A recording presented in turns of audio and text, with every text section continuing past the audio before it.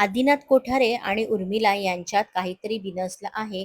तसेच ते दोघं एकमेकांपासून वेगळे राहत आहे अशा चर्चा गेल्या कित्येक महिन्यांपासून मीडियात रंगत होत्या. एवढंच नव्हे तर ते दोघं एकमेकांच्या प्रोजेक्टविषयी सोशल मीडियावर शेअर करत नव्हते. तसेच त्यांची मुलगी जिजासोबत कधी आदिनाथचा तर कधी उर्मिलाचा फोटो आपल्याला पाहायला मिळत होता.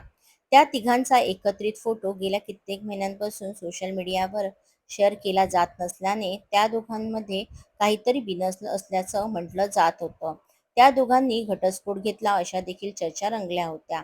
या चर्चांवर त्यांनी मौन राखणं पसंत केलं होतं. पण आता आदिनाथने सोशल मीडियावर एक पोस्ट शेअर करत आदिनाथ आणि उर्मिलाने घटस्फोट घेतला असल्याचे म्हटलं आहे.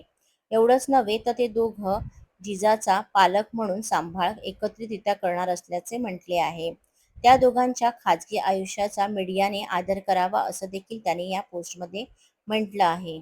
आदिनाथ आणि उर्मिला हे मराठी इंडस्ट्रीमधील क्यूट कपल म्हणून ओळखलं जातं.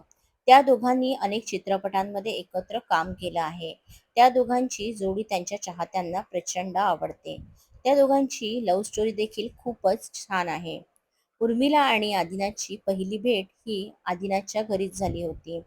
उर्मिला मालिकांमध्ये काम करत असताना तिची चित्रपटात काम करण्याची इच्छा होती. त्यासाठी ती महेश कोठारे यांना भेटायला घरी गेली होती. त्यावेळी आदिनाथ घरी होता. आदिनाथ नुकताच झोपेतून उठून आला होता. उर्मिलाला समोर पाहताच तो तिच्या प्रेमात पडला. त्यानंतर शुभमंगल सावधान या चित्रपटासाठी उर्मिलाची निवड झाली. या चित्रपटामध्ये सहाय्यक दिग्दर्शक आदिनाथ होता. या चित्रपटाच्या सेटवर त्या दोघांची मैत्री फुलली आणि मैत्रीचं रूपांतर प्रेमात झालं. आणि त्यानंतर पुण्यातील एका कॅफेमध्ये आदिनाथने उर्मिलाला लग्नासाठी मागणी घातली होती. आणि त्यानंतर काही वर्षांनी म्हणजे 2011 मध्ये त्या दोघांनी लग्न केलं. त्या दोघांना जिजा ही मुलगी असून जिजाचा सांभाळ दोघं मिळून करतात. त्या दोघांनी एकत्रितरित्या अनेक मालिकांची निर्मिती देखील केली आहे. आदिनाथ गेली अनेक वर्ष मराठीमध्ये खूप चांगली भूमिका साकारत होता. आता मराठीसोबतच हिंदी चित्रपट, हिंदी वेब सिरीजमध्ये तो चांगल्या भूमिकांमध्ये आपल्याला पाहायला मिळत आहे.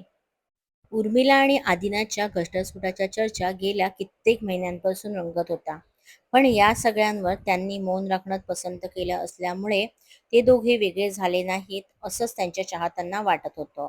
पण आता त्यांनी घटस्फोटाविषयी सगळ्यांना सांगितल्यामुळे आता त्यांच्या चाहत्यांना चांगलाच धक्का बसला आहे. पण असं असलं तरीही त्यांच्या चाहत्यांनी आदिनाथ आणि उर्मिलाला त्यांच्या पुढील भविष्यासाठी खूप साऱ्या शुभेच्छा सोशल मीडियाद्वारे दिल्या आहेत. यांसारखे व्हिडिओ पाहण्यासाठी पी स्क्वेअर मराठीला सबस्क्राईब करा.